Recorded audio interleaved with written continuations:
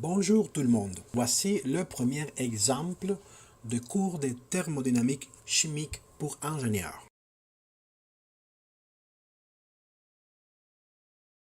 Ça va être quoi? Ça va être, on avait dit, la somme de I est égale à 1 jusqu'à M, de M égale à différentiel de M différentiel de T. C'est un système fermé.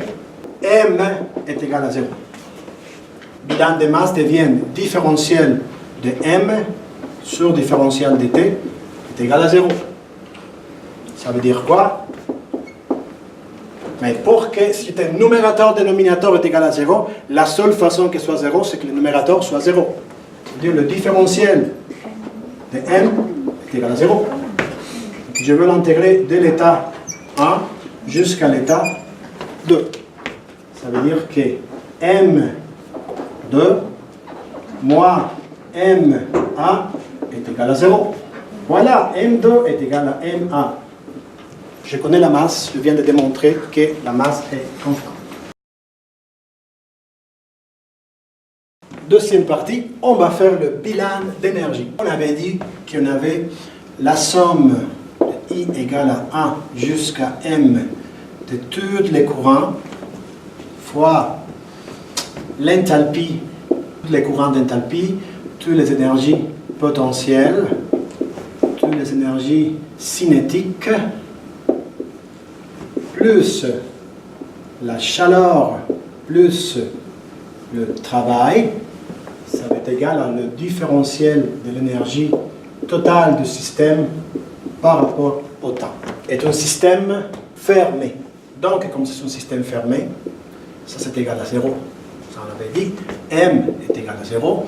Donc, parce que mon système est fermé.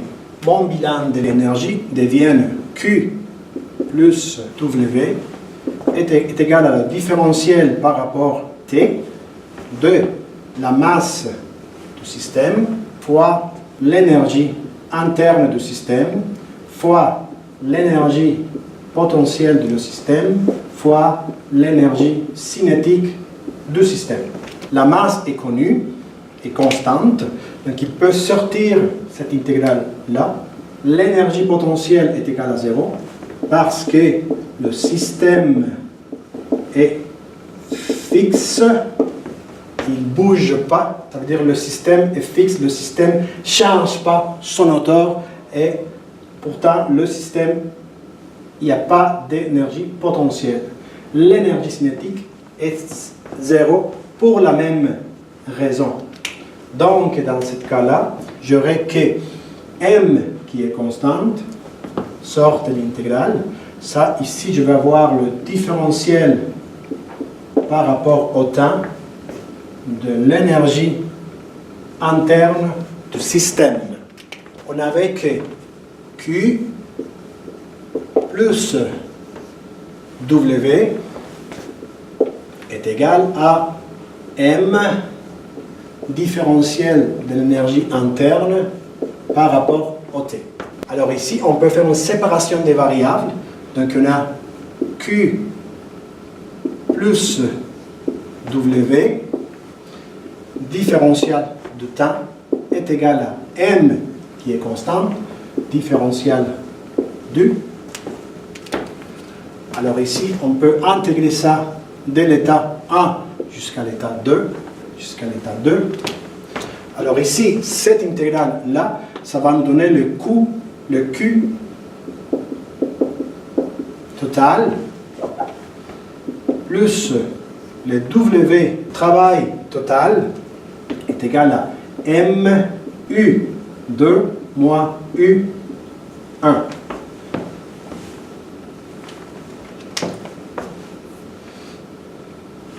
Et ça, c'est notre bilan d'énergie.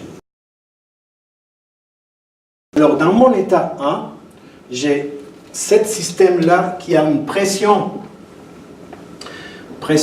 et une température Alors il va passer avec un volume total, il passe à un deuxième état qui a une pression 2 égale à la pression 1, température 2 qui n'est pas connue, mais on peut la calculer grâce à que les degrés de liberté sont déjà définis, est égal à 0, et on a que le volume 2 est égal à 2 fois le volume 1. Dans ces cas-là, on est en mesure de pouvoir calculer le travail.